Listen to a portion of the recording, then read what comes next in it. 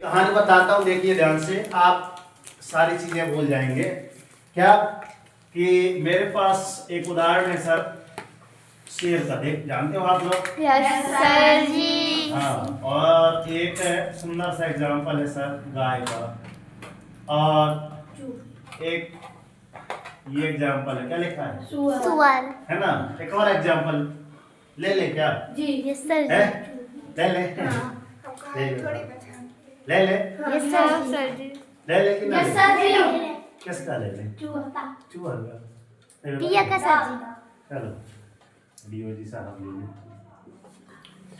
अब इनके भोजन पे चर्चा करते हैं, ठीक है? इसका भोजन क्या है?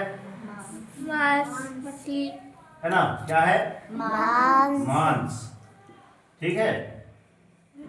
और इसका भोजन घास फूस घास है? घास फूस घास। और इसका क्या गन्ना जहाँ तक गंदगी वोटी। और इसका हड्डी हड्डी, ठीक है? अब जिसका जो नेचर रहेगा वो वही करेगा, हमारी बात। यस सर जी। अर्थात जैसा आप नहीं कहते कि जैसा आप भोजन ग्रहण करेंगे वैसे ही आपका मन मस्तिष्क भी होता है यस सर और वैसे फिर आपको इज्जत भी मिलेगी। बस हमारी नहीं आ रही, आ रही है। आपके ऊपर है कि आपको क्या बनना है और कैसे बनना है और कैसे गुण आप में झलकना चाहिए, ठीक है? इसलिए गाय को ना हम गौ माता बोलते हैं। क्या बोलते हैं? गौ माता। नाम बस ऐसे नहीं हो गया, माता नाम हर किसी का नहीं होता, समझे? पूजी जाती है कि किसी को देखो, किसी ने गाय को लात मारी, देखो कभी आज तक ना देखे होंगे, क्योंकि एक बार जब ऐसा प्रलय आया था तो कामधेनु गाय में सारे कामधेनु गाय थी, सारे देवी देवता उसमें समाये थे, 33 करोड़, है ना? बस हमारी है। यस सर जी। अभी सब गाय पूजी जाने लगी है। तो मेरा कहने का तात्पर्य यह था एग्जाम्पल के तौर पे, भाई जिसकी जो आदत है वही करेगा, है ना? मैं आपको ओनली समझाना चाहता हूँ कि आप क्या बनना चाहते हो, आपके ऊपर है।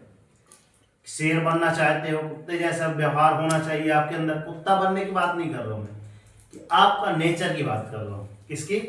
आपके व्यवहार कैसे होना चाहिए। गाय जैसे सीधे सरल होना चाहिए, वैसे बनना है कि आपकी पूजा हो, या फिर ऐसे बनना है सुअर जैसे। क्या बोल रही है आपको कि कुत्ता हड्डी जैसे खाए?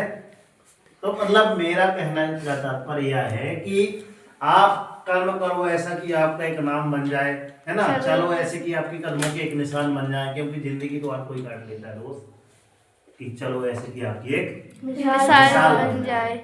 पास आता है तो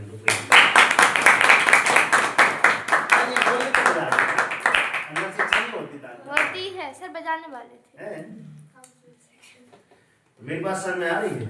यस सर। आपका नेचर ही आपकी वास्तविकता को दर्शाता है। कई बार हम बोले हैं, आज फिर से बोल रहे हैं, एक नाम है हमारे पूज्य सिंह का, श्याम परोहा। उसके व्यक्तित्व को आप देखिए, झांकिए। श्याम परोहा तो नहीं बन सकते, मगर उसके जैसे कुछ आदतें अपन ले सकते हैं। एक नाम है गणित का, इसका भाई प्रशांत, है ना? वो गणतज्ञ है वास्तव में। देखना कुछ भी चीजें उसके माइंड में अगर गणित का सवाल पूछो तो जल्दी बनती है। एक है अपनी रेशमा दीदी, है ना? उससे बड़े हैं कर्ण भैया, सीखो इनसे कुछ चीजें। एक और है नैतिक है, जो निकल गए। रूबी से क्या सीख गए हो? डेली कॉलेज है ना? कुछ ना कुछ जरूर मिलेगा। तो मेरे कहने का तात्पर्य ये है कि आप जब तक हैं, जाने के बाद भी आपका नाम रहे। अब इतने बड़े महापुरुष तो नहीं हो सकते जैसे हम पीछे हैं, लीडर्स ऑफ इंडिया, पूरे गांधी जी का हम एग्जाम्पल दे सकते हैं, कुछ बातें तो अपना सकते हैं, कुछ बातें, मैं पूरी की बात नहीं कर रहा हूं। वैसे जैसे आपके नवोदय में मात्र कितने दिन बचे, देखो 13 तारीख को एग्जाम है, इसी 13 को सर जी। हाँ 13 दिसंबर को, और 11 को इनके पेपर। कुछ दिन बचे हैं, तो मन लगाकर रिवीजन कर लीजिए, टोटल घूमना भागना बंद कर दीजिए, जिस दिन आपका सिलेक्शन हो जाएगा उस दिन वाह वाह होगी, अगर नहीं होगा तो इतनी आपका बाहरी आपसे ही जलेगा। क्या मतलब है, इतने ताने देगा कि सुन सुन के हैरान हो जाओगे। क्या मतलब तुम्हारा वहां डेली कोचिंग जा रहे थे। कोई कितना सगा हो ताने अक्सर मार ही मार ही जाता देता है। है, ध्यान रखना।